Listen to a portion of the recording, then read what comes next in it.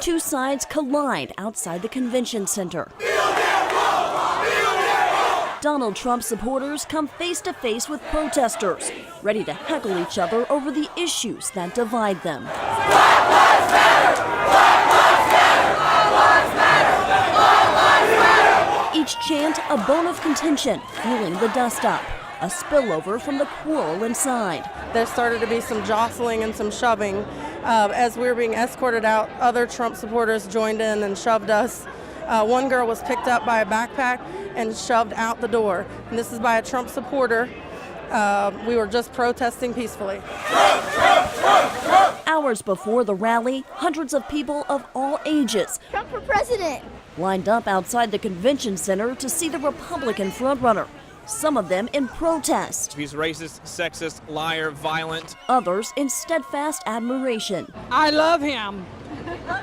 Yeah, because he's outspoken. He tells what it is.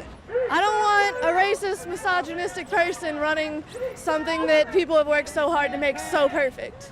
America needs a new man in D.C., not some socialite or Hillary. Someone who won't fold or back down, a man who can play his cards when the chips are down. D-O-N-A-L-D, Trump's a man for you and me. Stop supporting racism!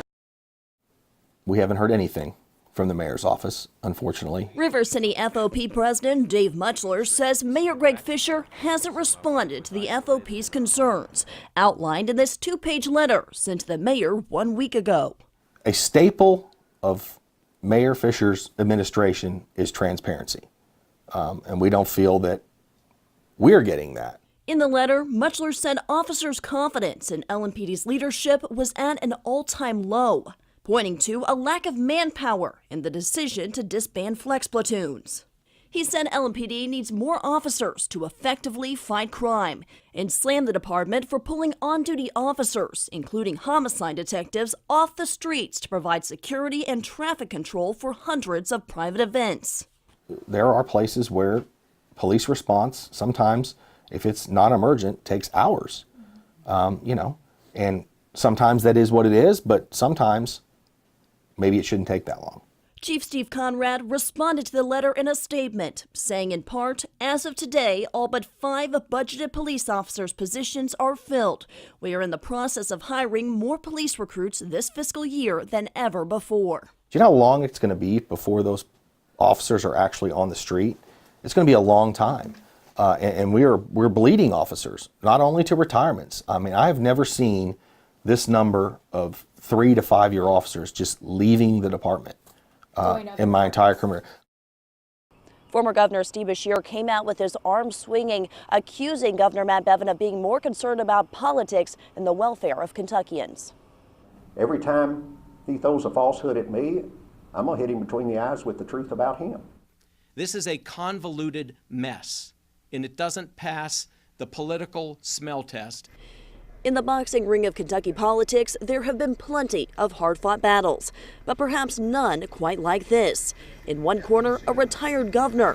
On the other side, his successor, throwing verbal punches, one blow at a time. I will not take any questions about what I am about to present to you. Are you going to take questions? Of course I am. Unlike somebody else I know. Steve Beshear fighting back amid allegations of wrongdoing and possible illegal activity during his time as governor. A heated response to Governor Matt Bevin's claims that the Beshear administration forced state employees to make political contributions, awarded no big contracts to friends, and mishandled compensation claims. Bevin announced an investigation into the allegations last Tuesday. The pay-to-play method of conducting government was alive and well at the very highest levels of the past administration. High ethical standards were a hallmark of my administration, and those few who violated those standards were quickly shown the door. The ongoing feud gaining steam as Governor Bevin is in Europe, unable to defend himself. The younger Beshear awaits a court ruling deciding if Bevin acted outside his power, and a former high-ranking Beshear aide pleads guilty in a federal bribery investigation. And I unfortunately stress the fact that this is only some of the questionable activities that our administration has uncovered since taking office 4 months ago. if he wants a food fight, which he's had so far, then, I'm going to answer any unfounded allegations that he keeps throwing out there. Hopefully he'll quit, but I don't think so. It's just not his personality. Governor Bevin is having the Secretary of the Finance Cabinet work with a private attorney or law firm to investigate those allegations against the Beshear administration. Both Steve and Andy Beshear have come forward and said that they believe it would be more appropriate to have the Executive Branch Ethics Commission investigate the claims rather than a cabinet that works directly for the governor. From Frankfort, I'm Kayla Moody, WHAS 11 News.